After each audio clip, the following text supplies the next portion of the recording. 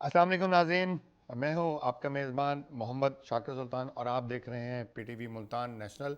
और ये sports time programme है हमारा। आपको आज जिन मौज़ूआत पे नाज़रीन हमने बात करनी है, इस प्रोग्राम में मैं आपको बताता चलूं कि आज हमारा पहला मौज़ू है कि पाकिस्तानी टीम जो है वो 3 T20 और 3 वनडे खेलने के लिए वेस्ट इंडीज़ के दौरे पर है। और आज हमने पहला मैच जो आगाज़ किया है वो कामयाबी के साथ किया है। और उसके बाद जो हम बात करेंगे कि जो चैम्पियंस लेजेंड्स की जो एक चैम्पियन लीग हो रही है उसमें जो हम सेमीफाइनल भारत ने इनकार किया है और हम फाइनल में पहुंच गए हैं, उसके बारे में बात करेंगे। और नॉर्वे में जो एक street child football world cup हो रहा है उसमें भी हम बात करेंगे कि हम उसमें कहाँ तक हैं। और अंडर 19 वॉलीबॉल का वर्ल्ड चैम्पियनशिप जो पाकिस्तान में हो रहा है हम उसके ऊपर भी अंडर 19 पे बात करेंगे। इन तमाम मौज़ूआत पे बात करने के लिए आज मेरे जो मेहमान हैं मैं आपको उनका तारुफ़ करवाता चलूँ। मेरे जो पहले मेहमान हैं वो आगा शाहिद अजीम साहब हैं। आगा साहब आपको प्रोग्राम में वेलकम।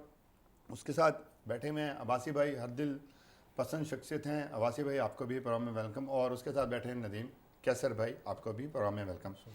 शाहिद भाई, मैं आपसे शुरू करूंगा कि आज पहला T20 पाकिस्तान जो है वो जीत चुका है। वेस्ट इंडीज़ का दौरे का हमने आगाज़ ले लिया है। आप इस जीत को कैसे देखते हैं कि नेक्स्ट आने वाले 2 T20 में हम इसी मोमेंटम को बरकरार रखेंगे? बाय लक जीते हैं या हम अपनी परफॉर्मेंस से जीते हैं? अच्छा, इसको मैं तो देखता हूँ कि ये कंटिन्यूटी है।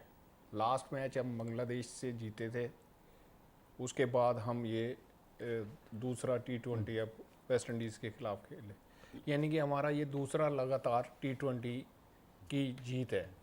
इसमें आप ये देखेंगे माइक हैसन जो कोच हैं अब वो टीम को समझ गए हैं और सिचुएशन के हिसाब से टीम सेलेक्ट कर रहे हैं। इसमें आप ये देखेंगे कि मोहम्मद नवाज़ को उन्होंने जो है सिलेक्ट किया हुआ है।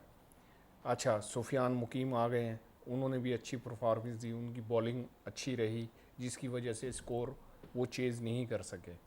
इसी तरह साइम अयूब आप और साहबजादा फरहान को उन्होंने ओपन करवाया है। अच्छा, ओवरऑल जो सिनारियो बन रहा है कि अब वो एशिया कप और वर्ल्ड कप के लिए जो सेटअप लेके आना चाह रहे हैं ना, उसमें वो अपनी टीम जो प्लानिंग है वो अब आहिस्ता आहिस्ता एग्जीक्यूट करते जा रहे हैं, जिसकी वजह से आप ये देखेंगे जो जो हमारा आज वेस्ट इंडीज़ के खिलाफ पहला T20 था वो हम उन्हें चेज़ हमने वन से, टारगेट दिया हाँ जी। जी, टारगेट दिया और डिफेंड कर लिया। अच्छा, इसमें यह है कि जी सीनियर्स भी अब आपके कुछ आ गए हैं, जैसे शाहिन शाह अफरीदी है, मोहम्मद हारिस है।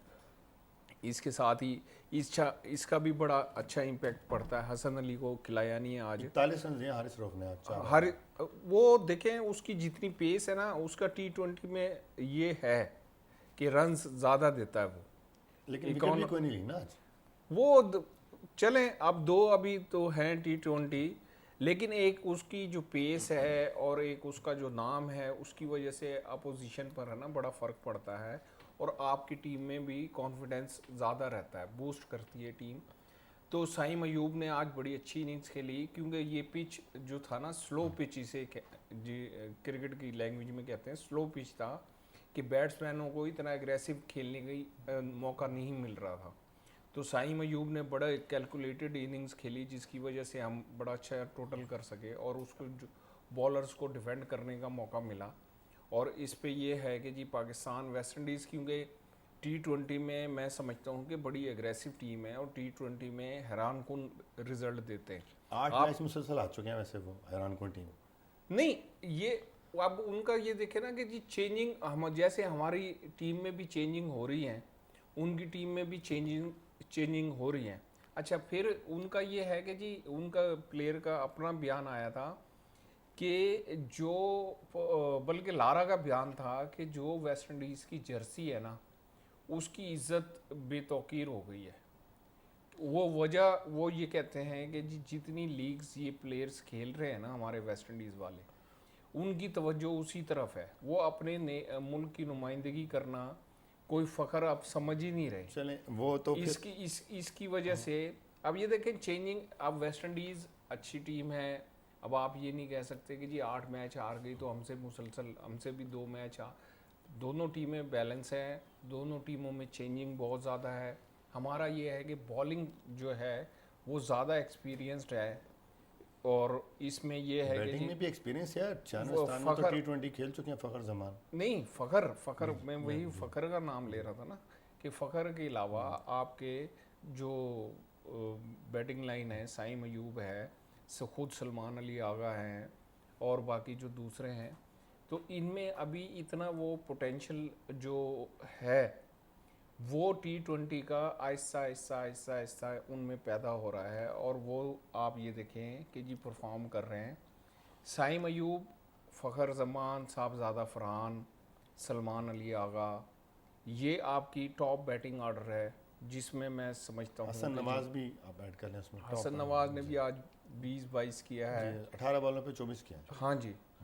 तो ये है कि कंट्रीब्यूशन छोटी छोटी। अच्छा, T20 में ये होता है कि एक बैट्समैन बड़ा स्कोर कर लेता है, बाकी आपके जो बैट्समैन होते हैं ना, उनकी कंट्रीब्यूशन होती है, जैसे 20-22-30।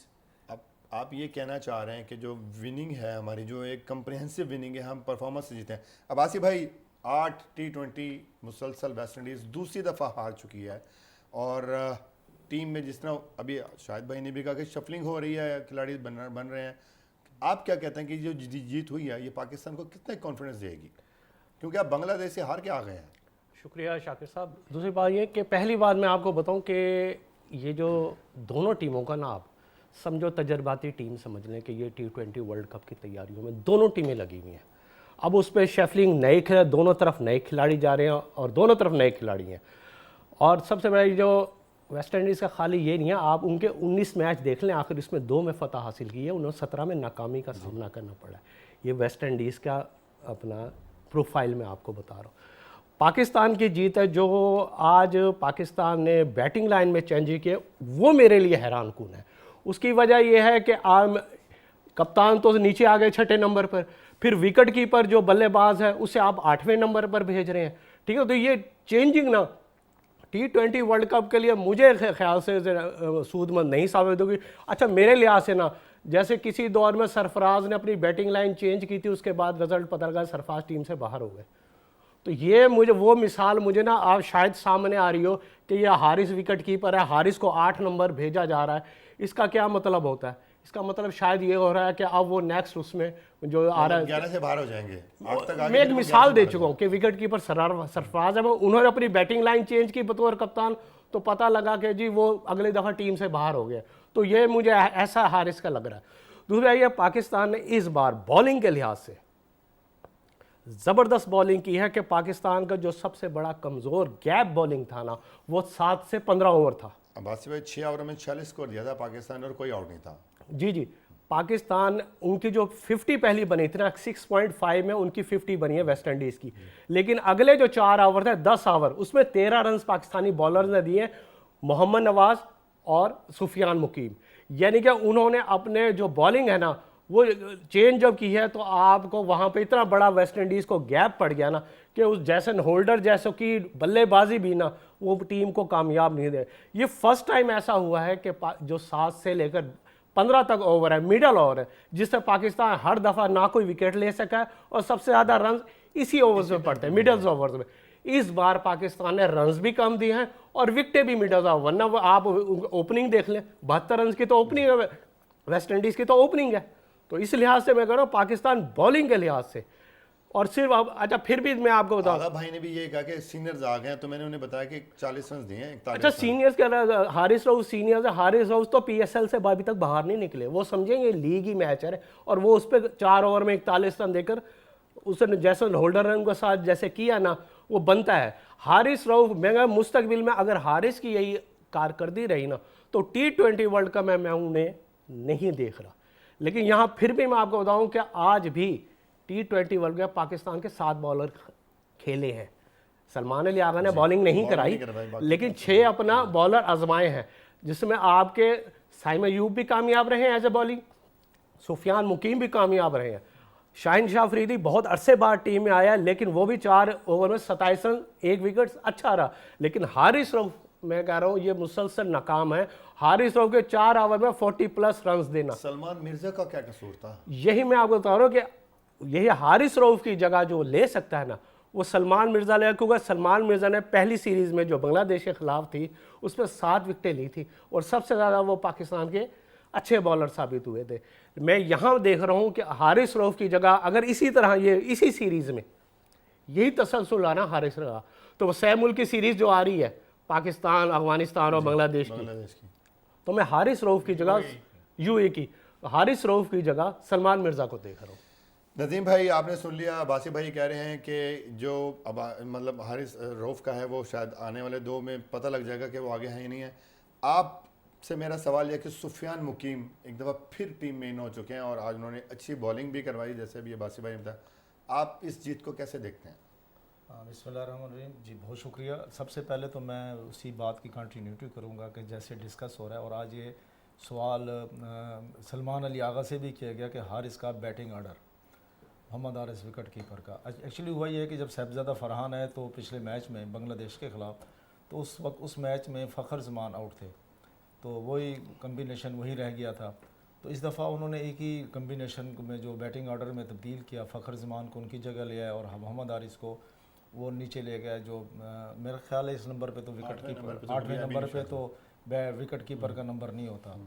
बहरहाल हुआ यह है कि हारिस चूँकि परफॉर्म नहीं कर पा रहे थे, जहाँ तक मेरा अपना ज़ाती एक आइडिया है, तो उन्होंने उनको रिलैक्स किया कि चले एक मैच में आप आराम कर लें, ऊपर से अगर खुदा ना खास्ता कोई इतना बड़ा कोलैप्स होता है। कॉम्बिनेशन कैसे बनेगा? कब तक तजुर्बे करेंगे? देखें, अब फ़खर जमान की जगह अब उन्होंने बाकी का तो किसी का उन्होंने बैटिंग ऑर्डर नहीं छेड़ा। नवाज़ को ऊपर भेजा। अच्छा, देखें नवाज़ ने आज तो वैसे भी नवाज़ का दिन था, जिस तरीके से आज उन्होंने बॉलिंग में कुछ करके दिखा दिया, फिर उनके साथ सैम अयूब, इन्होंने अभी आगा साहब जो जिक्र कर रहे थे पिच का, आप देखें कि साहिबजादा फरहान की बैट में बॉल ही नहीं आ रही थी और इसका नुकसान सिर्फ पाकिस्तान को नहीं हुआ, चेस करते हुए वेस्ट इंडीज़ ने भी इसको भुगता है।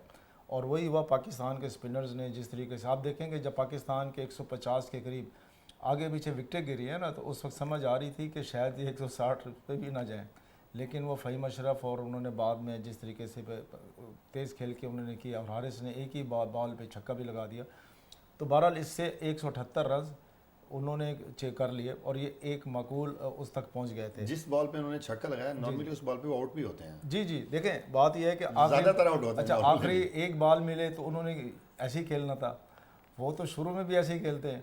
तो बहरहाल है ये कि बैट पैच का शिकार थे, उनको उनका बैटिंग ऑर्डर नंबर तब्दील हुआ। और दूसरी तरफ यह है कि ये पाकिस्तान की जो जीत है ना जी, उसमें जो अहम तरीन रोल प्ले किया ना, भले वो था उनका जो वेस्ट इंडीज़ के बैटर थे ना, ओपनर्स, उनका एकदम से स्लो हो जाना था, इसने बड़ा उनको इफ़ेक्ट किया है। और फिर उन्होंने विकेट भी 70 से 80 के दरमियान में, और देखें कि मोहम्मद नवाज आखिरी ओवर में अपने हैट्रिक चांस पर भी पहुंच गए। नहीं, वो स्लो नहीं हुआ। बासी भाई ने कहा कि बॉलिंग बड़ी अच्छी कराई है पाकिस्तान। देखें वो अपनी देखें अगर वो स्लो हुए हैं तो पाकिस्तान के उसमें यकीनन बॉलिंग का 5 ओवरों में 25 रन बने हैं। जी जी, और काफ़ी उनको फिर विकेटें भी आप देखें कितनी तेज़ी से उनकी गिरी हैं, वही उनको नुकसान हुआ है। और इतना नुकसान हुआ है कि 117 पे जब 7 आउट थे और 17वां ओवर चल रहा था, 18वां ओवर चल रहा था, तो आखिरी 16-17 बॉलों पे उनके टेल एंडर्स जितना मार सकते तो उन्होंने मारा है, फेंटा खूब लगाया, लेकिन गैप बहुत हो गया था। और भले ये 14 रन से 14 रन से जीते हैं, लेकिन ये 14 रन वो हैं कि जो 1-2 आखिरी ओवर के रन होते हैं। और उनको अगर वो विकेटें ना गिरती फिर तो उनका बैलेंस में मामला चल रहा था, और पाकिस्तान की बॉलिंग चली है तो वो उनका जो है ना, मतलब आपका कहने का मतलब ये है, जैसे अब्बासी भाई ने या शाहिद भाई ने कहा कि ये कम्प्रिहेंसिव विक्ट्री है, इसमें हमने मतलब टीम में जान मारी है। इसमें से एक चीज़ मैं और ऐड करूंगा कि एक दिन पहले एक ऐसे इशू उठा दिया गया पाकिस्तान की क्रिकेट टीम के बारे में, और जिसको उसके बारे में अब ये था कि आज जो शहनशाह अफरीदी और जिस तरीके से वो अपना सलमान अली आगा खेल रहे थे और उनका जो इस तरह का अपना स्टाइल था कि खेलने का, उसमें किसी जगह पर इस चीज़ का अंदाज़ा नहीं हो रहा था कि शायद एक आध दिन पहले कोई इस किस्म का मसला हो। वाकई ऐसा मामला नहीं हुआ। आप ये देखेंगे कहीं ना कहीं कुछ ना कुछ पाकिस्तान की टीम को लेके कोई ना कोई गड़बड़ करने की कोशिश की जा रही है। और ऐसे मौके पे ये आप देखें कि एक जीत ने वो मैसेज दिया है कि आज हम टीम कम्बिनेशन के साथ जीते हैं। मतलब शाहिद भाई, आपने सुना कि कैसर भाई कह रहे हैं कि ये बिल्कुल कम्प्रिहेंसिव विक्ट्री है, इसमें नवाज़ का बैटिंग ऑर्डर है, इसमें चाहे वो हारिस रऊफ़ की या शाहीन का कमबैक है। मैं आपसे 2 मिनट और लूँगा कि अब क्या इसी मतलब कब तक तजर्बे करने हैं हमने? देखिए, तजर्बात होते हैं सर्च के लिए।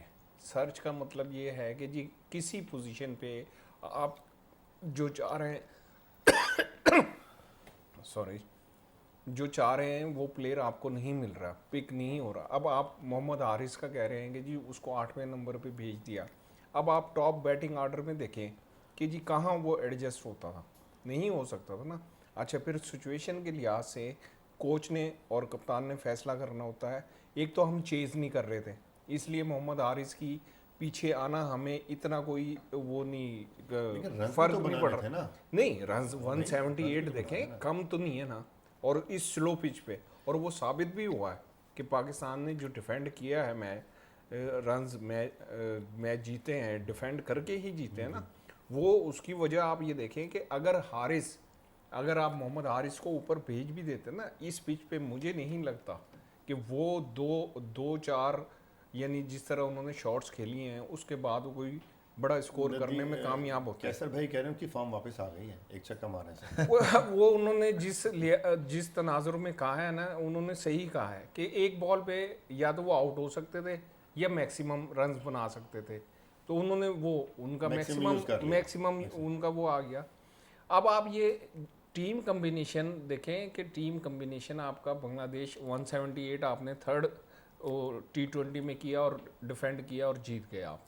यही अब आपका वेस्ट इंडीज़ के खिलाफ आया। इसका मतलब ये है कि टीम के प्लेयर्स जो इस वक्त खेल रहे हैं उनमें एतमाद भी आता जा रहा है। फिर आप सीनियर्स भी ले आए हैं। अभी हसन अली नहीं खेले जिन्होंने बांग्लादेश के खिलाफ होम सीरीज़ में बड़ी टॉप की बॉलिंग की थी, वो भी नहीं खेले। अच्छा, इसमें आप हारिस रऊफ का आप 4 ओवर जो है उसका स्पेल 41 रन्स वो कर रहे हैं। हारिस रऊफ का जो प्रॉब्लम है ना उसका वो ये है कि जी वो एक्स्ट्रा ऑर्डिनरी पेस है उसकी। अच्छा, इस ऐसी पिच पे स्लो पिच पर जब आप जो एक फास्ट बॉलर होता है जब वो इस स्पीड से बॉल करता है ना तो वो बैट्समैन के लिए ज़्यादा आसानी हो जाती है उसे खेलने के लिए। 100 से ज़्यादा T20 खेल चुके हैं, मतलब कितना मतलब अब वो मतलब सीखेंगे कब फिर? नहीं, ये हारिस रऊफ को सोचना चाहिए ना कि अगर उसने पाकिस्तान के लिए कंटिन्यू करना है तो ये हारिस रऊफ को सोचना चाहिए। क्योंकि देखें बैकअप में अब आपके पास फास्ट बॉलर आ गए हैं। सलमान मिर्ज़ा हो गया एक, आप आकिफ को बोल रहे हैं जी। आकिफ इस वक्त आपके सर्कल में है। 130 की एवरेज से बॉलिंग ऊपर नहीं करवाई सलमान मिर्जा ने, अगर आप बांग्लादेश के टूर की बात करें तो। नहीं, देखें उसने आउट कितने किए, उसकी लाइन लेंथ देखें आप, उसकी वो क्या कहते हैं विकेट्स देखें। मेन होता है देखें वसीम अकरम भी 133 पे करते थे परफॉर्म, यानी कि मैच जितवा देते थे। असल होती है परफॉर्मेंस। आप पेस, अगर पेस तो फिर हारिस रऊफ की है, फिर उसको 140 रन होने नहीं चाहिए थे। मैं ये कह रहा हूँ कि सलमान मिर्ज़ा जो इस वक्त टॉप विकेट टेकर थे आपके बांग्लादेश सीरीज़ के, उनके साथ ज़्यादती की गई है। उनको इस टूर में अगर नहीं रखना था प्लेइंग 11 में, आपको लेके जाना चाहिए था। उसका एक एक्सपीरियंस में उसके इजाफा होता। ठीक है, डिफरेंट पिच है। अच्छा, ये पिच है ना दोनों टीमों के लिए डिफरेंट है, क्योंकि ये वेस्ट इंडीज़ भी होम उस पर नहीं खेल रहा ग्राउंड पे, पाकिस्तान तो वैसे ही मेहमान है, गेस्ट है। अच्छा, इसमें यह है कि पाकिस्तान के, क्योंकि पाकिस्तान के प्लेयर्स स्पिन पिच पे ज़्यादा जल्दी एडजस्ट हो जाते हैं।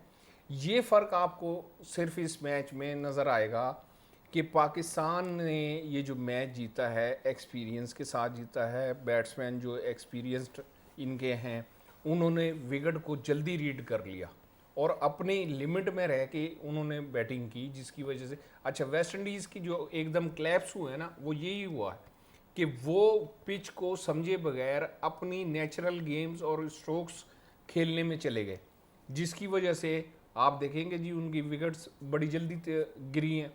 चाहे उनके एक्सपीरियंस बैट्समैन थे, लेकिन वो पिच को रीड नहीं कर सके और उसके हिसाब से अपने आप को उस लिमिट में नहीं लेके आ सके कि जो सामने बॉलिंग हो रही है, मोहम्मद नवाज थे, फैसल अकरम थे, तो इसकी जी मुकीम थे, हाँ सुफियान मुकीम थे, तो उनके हिसाब से वो अच्छा।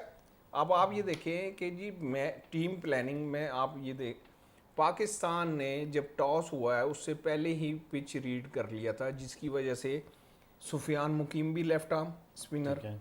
मोहम्मद नवाज भी left arm spinner, Saim Ayub उससे बॉलिंग करवाई Right गई। arm। अच्छा, सलमान अली आगा खुद स्पिनर।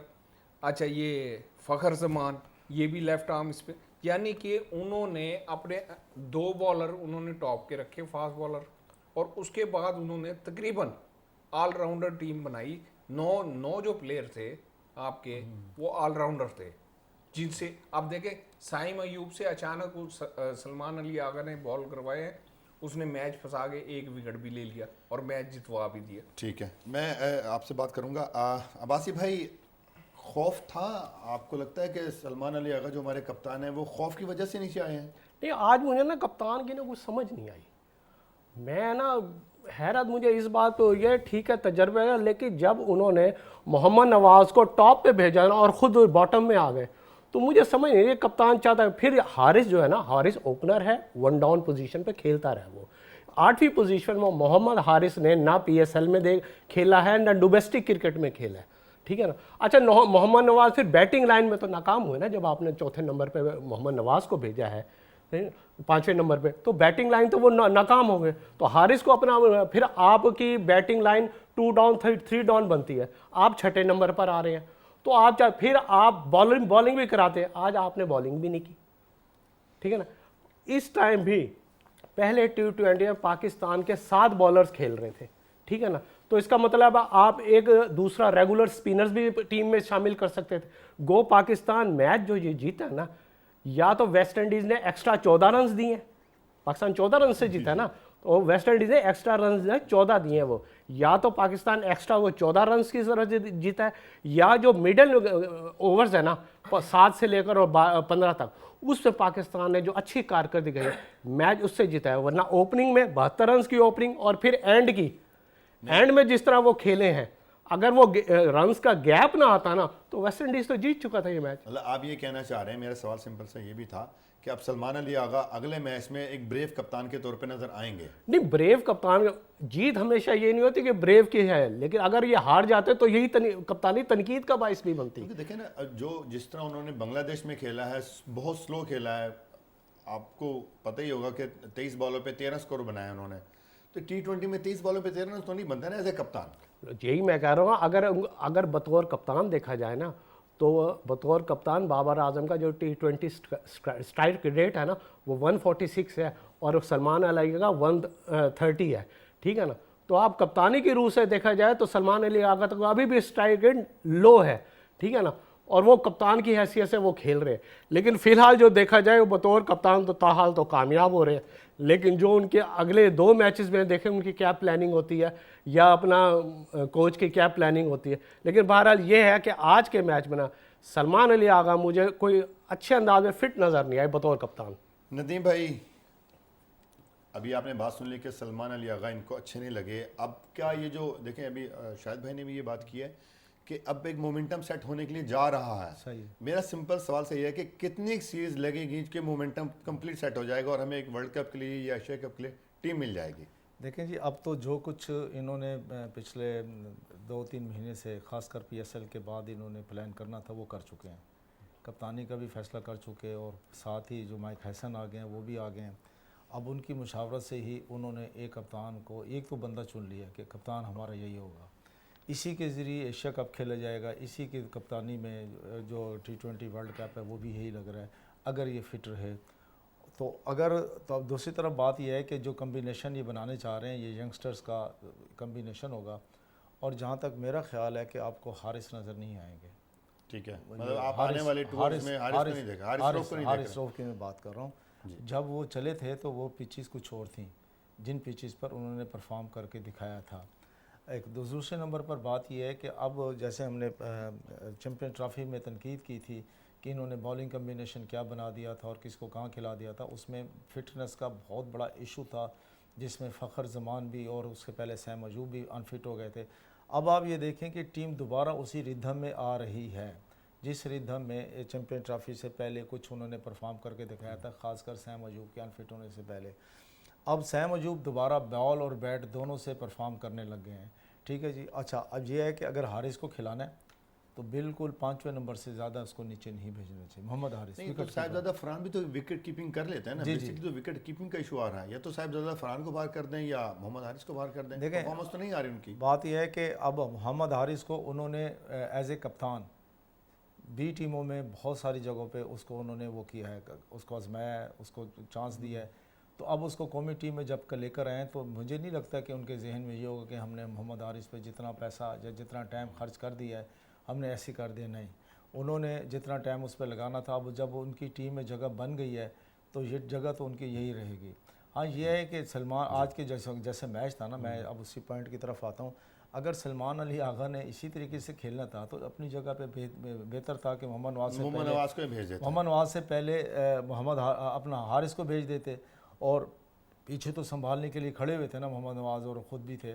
तो ये जो कम्बिनेशन होता तो ज़्यादा अच्छा होता और कुछ स्कोर भी ज़्यादा बन सकते थे। अच्छा, शाहिद भाई, वर्ल्ड चैम्पियनशिप ऑफ लेजेंड्स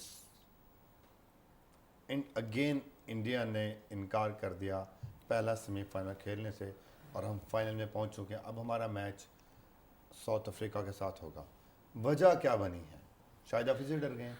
नहीं, वजह ये बनी है कि जो हमारे लेजेंड्स हैं ना, वो अभी तक उनका जो खौफ है ना इंडियन टीम पर वो कायम है। उसमें शेखर धवन ने मना किया, अच्छा इरफान पठान ने मना किया, सुरेश रैना ने मना किया। अच्छा, अब आप ये देखें कि जी जब आप लीग के लिए इनवाइट किए जा रहे हैं, आपको पता है टीमें कौन सी हैं, किन किन के साथ आपका मैच होना है, आप उस वक्त मना नहीं कर रहे। ये अपने आप को ना सस्ती शोहरत इस उम्र में इन बाबों ने, जो इंडिया के बाबे हैं, इन्होंने सस्ती शोहरत के लिए ना ये काम किया है। अच्छा, दूसरा मैं जो बात है ना मुबैना तौर पे जो मुझे नज़र आ रहा है, गेम कुछ और भी है।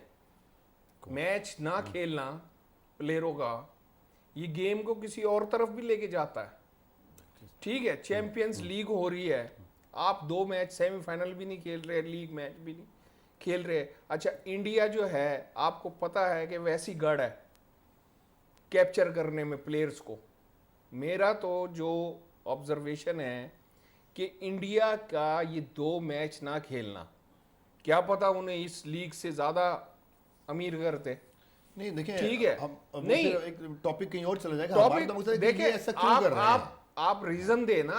आपको जब एक दफा इनवाइट किया गया है उसके लिए, आपको पता है कि पाकिस्तान है उसमें, आपको ये भी पता है कि लीग मैच भी है, हो सकता है सेमीफाइनल फाइनल भी आपका उसके साथ हो सकता है। इसमें यह है कि इन बाबों ने, जो इंडिया के बाबे हैं, इन्होंने सस्ती शोहरत, ये गुम हो गए थे।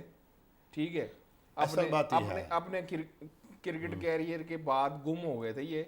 उन्होंने कहा कि जी ये टाइम है हम बूस्ट अपने आप को सस्ती शोहरत दिलाएं और पाकिस्तान के खिलाफ। अब देखें जी, शाहिद आफरीदी का वो कह रहे हैं, भाई शाहिद आफरीदी पाकिस्तान का प्लेयर है, पाकिस्तान की तरफ से नहीं खेलेगा तो कहाँ से खेलेगा? ठीक है जी, आपको नहीं पता कि शाहिद आफरीदी पहली लीग थोड़ी खेल रहा है, पिछले उसमें भी चैंपियंस लीग में था ये। मोस्टली आपके पाकिस्तान के जो प्लेयर हैं ये चैंपियंस लीग में थे पिछली दफा। अच्छा, फिर आप सबसे बड़ा नुकसान किसका कर रहे हैं? जेंटलमैन क्रिकेट, जिसे जेंटलमैन गेम कहा जाता है, ये आप क्या सबक दे रहे हैं? अच्छा, आपका इतना एग्रेसिव वो जो स्टांस है कि जी हम मैच ही नहीं खेलते, आपके मुल्क के यंगस्टर क्या सीख रहे हैं कि जी इस तरह क्रिकेट खेलनी है, आपने इस तरह ग्रूम होना है। इन्होंने तो जिसको कहते हैं ना कि जी ये अपने पाँव पे खुद इन्होंने वो कुल्हाड़ी मारी है कि जिसका इनको अपने ही मुल्क में फेस करना पड़ेगा। वो कैसे कि जी डिसिप्लिन में जब कोई प्लेयर नहीं आएगा, ठीक है, वो कैसे आगे तरक्की करेगा? ये भी तो हो सकता है ना कि वो कहते हैं हमने तो आगे इंटरनेशनल क्रिकेट खेलनी नहीं, चले फिर इनकार करके थोड़ी सी जान छुड़ा लें। ये उन्हें जब टीम के साथ इंडिया से उड़े, वहां पहुंच गए इंग्लैंड, उन्हें तब याद नहीं आया। ठीक है, रिफ्यूज भी नहीं किया कि इनकी जगह यही प्लेयर रह गए इंडिया के पास भेजने के लिए। इंडिया के पास और भी तो प्लेयर है ना, लेजेंड लीग खेलने के लिए, लेजेंड चैंपियंस लीग खेलने के लिए और भी प्लेयर है, दूसरे प्लेयर्स आ जाते। लेकिन ये इन्होंने, मैं कहता हूं कि जी इंतहाई जिसे कहते हैं ना सस्ती शोहरत, इन्हें ग्राउंड में कुछ नहीं कर सकते थे, ठीक, ग्राउंड में इन्होंने कहा जी हमारी बेइज्जती होगी।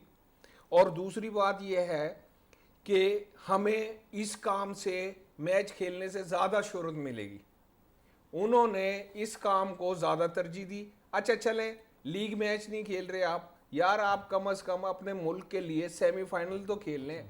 उन्होंने तो अपने मुल्क की इज्जत नहीं रखी। इसकी मैं कहता हूं कि इसकी बकायदा जवाब तलबी होनी चाहिए। उन्होंने ये अपने नाम से थोड़ी आए थे, ये तो इंडिया के नाम से आए थे प्लेयर।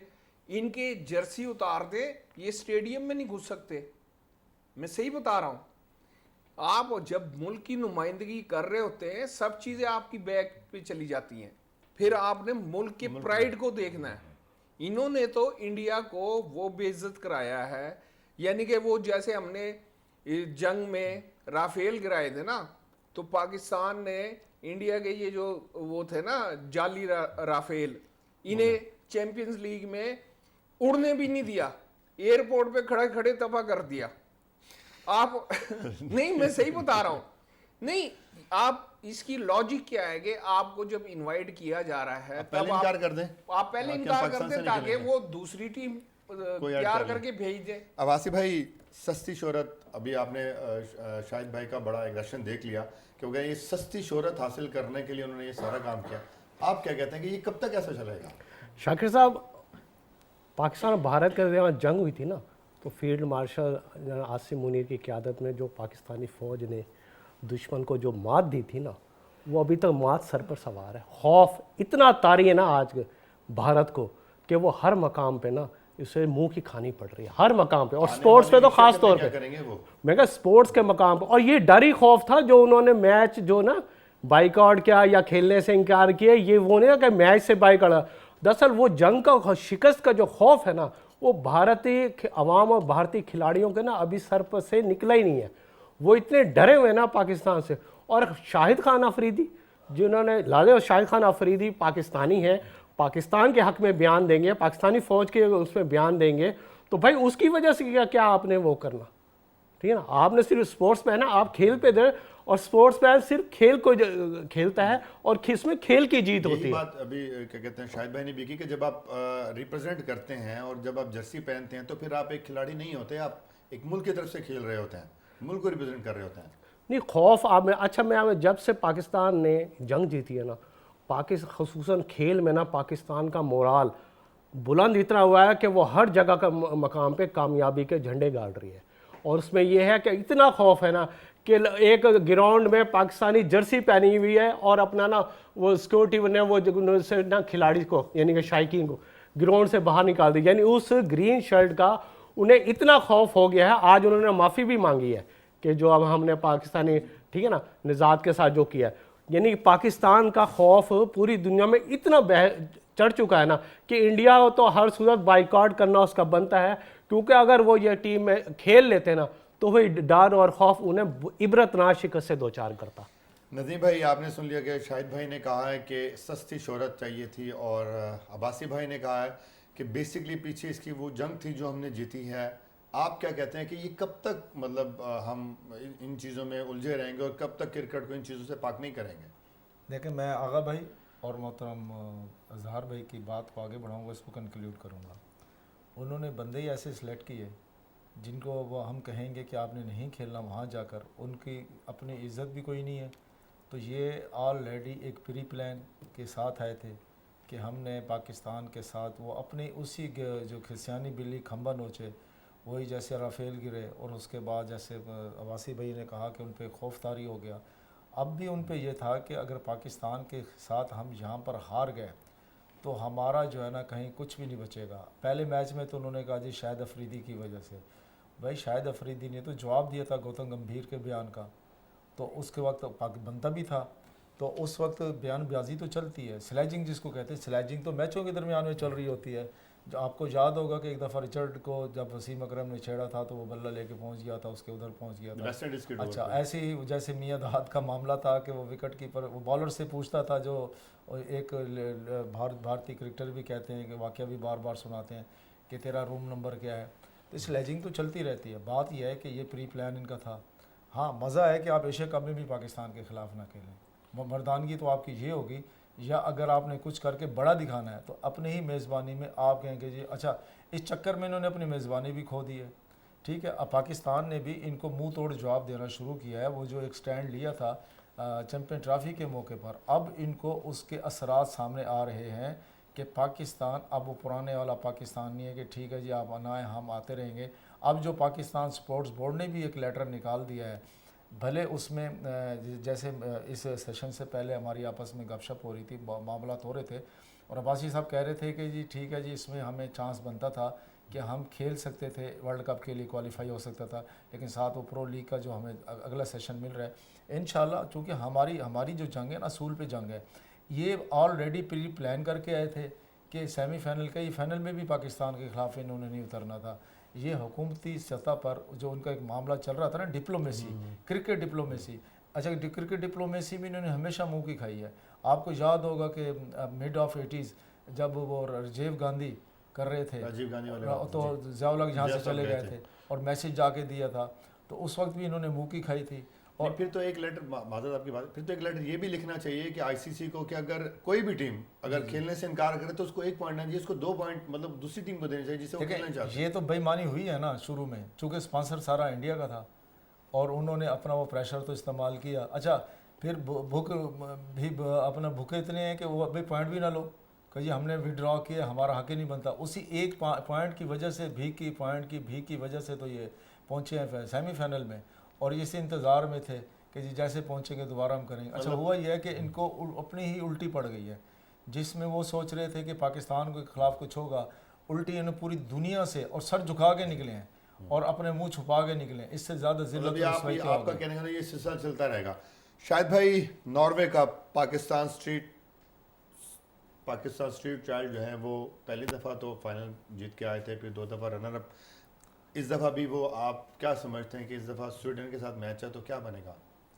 अच्छा, पाकिस्तान चाइल्ड स्ट्रीट जो टीम है ये पाकिस्तान के मुख्तलिफ शहरों से, ख़ास तौर पे कराची से टैलेंट को हंट करके लेके जाते हैं और बड़े अच्छी परफॉर्मेंस रहती है हमारी हर दफ़ा वर्ल्ड कप में। तो इस दफ़ा भी उम्मीद है कि वो, ये नहीं है कि जी पहली दफ़ा स्वीडन से खेल रहे हैं, यूरोप की टीमों से खेल चुके हैं, एक्सपीरियंस है ये।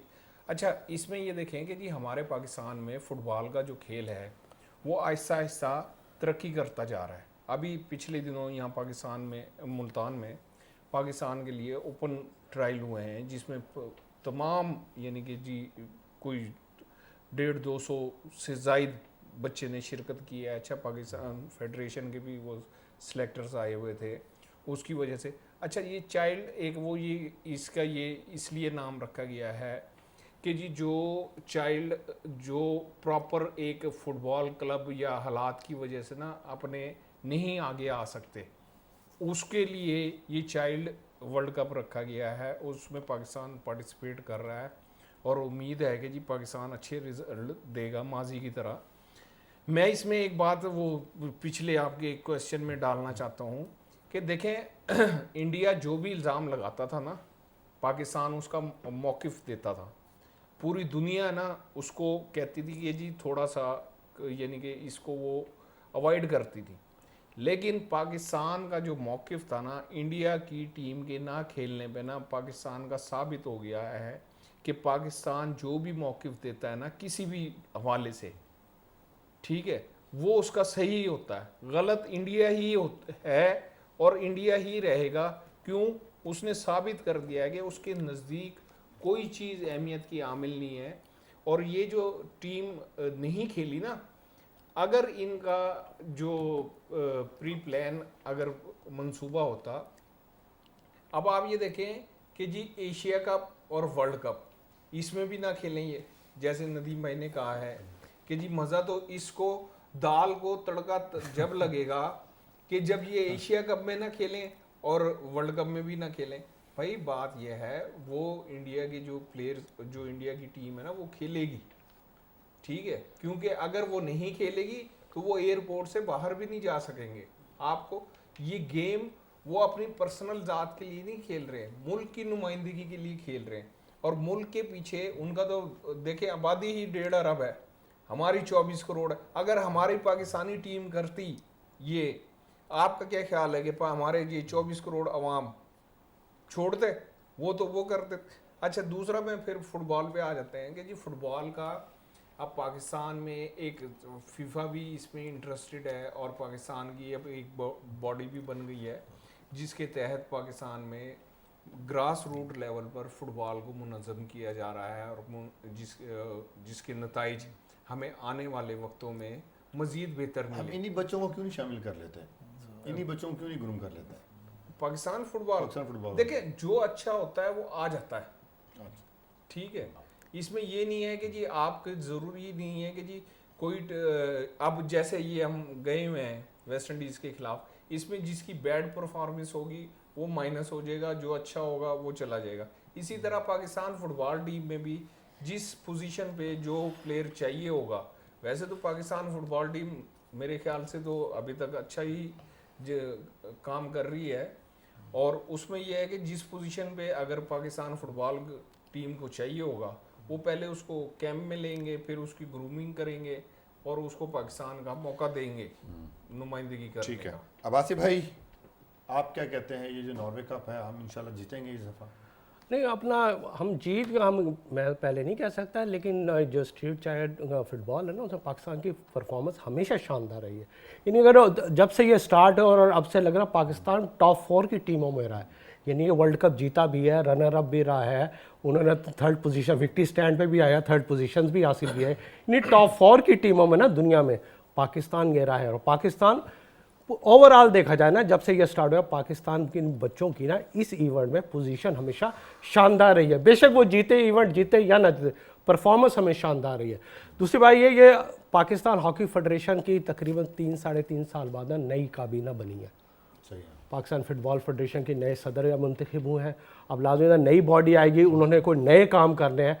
तो सबसे पहले हमारे मुल्तान की खुशकिस्मती है कि अंडर 23 फुटबॉल टीम के लिए ट्रायल्स मुल्तान स्पोर्ट्स ग्राउंड में हुए, और नौजवानों ने जिसमें भरपूर, जिसे कहते हैं ना, हमें खुद हैरान रह गए कि मुल्तान के लड़कों में इतना टैलेंट मौजूद है, पता नहीं है कहाँ छुपा हुआ था, और आज उन लड़कों को अपना टैलेंट दिखाने का ना मौका हुआ है। तो इसका मतलब पाकिस्तान फुटबॉल फेडरेशन कुछ काम करना चाह रहा है, तो ये नौजवानों के लिए ये इवेंट हुआ है।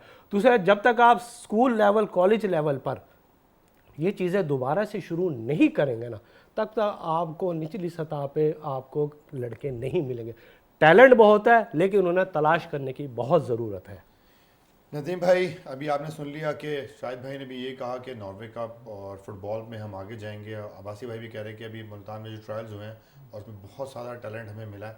आपसे सिर्फ मुख्तसर 1 मिनट लूँगा, आप क्या कहते हैं कि हम अब फुटबॉल में अपनी 170+ की जो हमारी रैंकिंग है हम उसको बेहतर कर सकेंगे? जी बिल्कुल, मैं इस मामले में इन दोनों दोस्तों की बात को आगे बढ़ाऊंगा। मैं इसमें एक बात का इजाफा कर दूं, मोहसिन गिलानी जो इस वक्त पाकिस्तान के नए सदर बने हैं, ये ऑलरेडी AFC में एक बड़े ओहदों पर काम कर चुके हैं और फीफा की गुड बुक में थे। उन्होंने इनको ना सिर्फ रखा है सदारत दी है, बल्कि इनको मुंतखब करवा के उस अपने जो एग्जीक्यूट करेंगे जो उनका प्लान है। अभी ये जो मैं अपने दोस्तों के बात को आगे बढ़ाऊंगा, जो मुल्तान में जो ट्रायल हुए हैं इसमें बाहर के ममालिक से भी आए हैं, स्विट्ज़रलैंड से लोग, बच्चे यहाँ बाकायदा सिर्फ ट्रायल देने के लिए हैं। और इस ट्रायल्स में शिरकत की जो बुनियादी शर्त थी वो था कि सिर्फ शनाख्ती कार्ड नहीं, जिसका पासपोर्ट बना हुआ होगा वही ट्रायल दे सकता है। अगर परफॉर्म कर दिया लेकिन पासपोर्ट नहीं है तो ये नहीं होगा जो मैं बनवा लूँगा, नो। क्योंकि कल 2 या 3 आखिरी डेट है कि इन्होंने जो अंडर 23 इन्होंने सऊदी अरब खेलने के लिए टूर्नामेंट जाना है, उसके लिए बुनियादी शर्त थी कि विद पासपोर्ट। और मुझे भी अंदाज़ा है और अब्बासी साहब को भी पता है कि उन पर कितना प्रेशर था और किस किस लोगों ने हम तक अप्रोच किया और किस किस लेवल पे हुआ कि सिर्फ ट्रायल दिलवा दें, इतनी इसकी अहमियत थी। और लोगों ने, और मैंने ये देखा कि अभी आगा साहब जैसे कह रहे थे ना कितने सारे प्लेयर थे, मैं इनकी बात को आगे बढ़ाऊंगा। बाकायदा तौर पर सेल्फ कोचिज़ के साथ बच्चे आए हुए थे जो इस्लामाबाद और बाकी शहरों के लोग बच्चे थे ना जी। एक प्लेयर था साथ, उसके अगर वालिद थे नहीं थे, लेकिन उनके साथ उनका फ़ुटबॉल का कोच स्पेशली साथ आया हुआ था। इट मीन्स कि फ़ुटबॉल का वो जो एक बूम है ना वो पाकिस्तान में वैसे का वैसे, और 10 साल पाकिस्तान के जो फ़ुटबॉल है ना वो अप डाउन रही है, पाबंदियों का भी शिकार रही है, फिर अंडर ऑब्जर्वेशन भी रही है।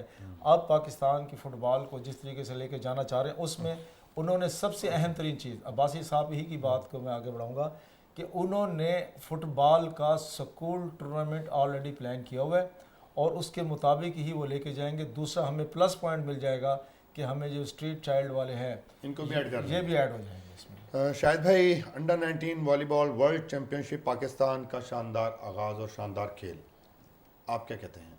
जी, वॉलीबॉल में तो आप देखें हमारे अभी अंडर 19 टीम जो जीत के आई है, वॉलीबॉल की तरफ से हमें बड़ी अच्छी खबरें आ रही हैं और उम्मीद करते हैं कि जी ये वर्ल्ड कप में भी हमें बड़ी, अगर हम वर्ल्ड कप जीत गए तो ये तो बहुत ही शानदार इस खेल के लिए कामयाबी होगी। और इसका ये है कि जी वॉलीबॉल का जो टैलेंट है हमारे यहाँ यंग टैलेंट है, ठीक है, जिसकी वजह से आप ये देखेंगे जी अंडर 19 हम जीत गए और ये अब वर्ल्ड कप हो रहा है, इसमें भी यंग टीम गई हुई है।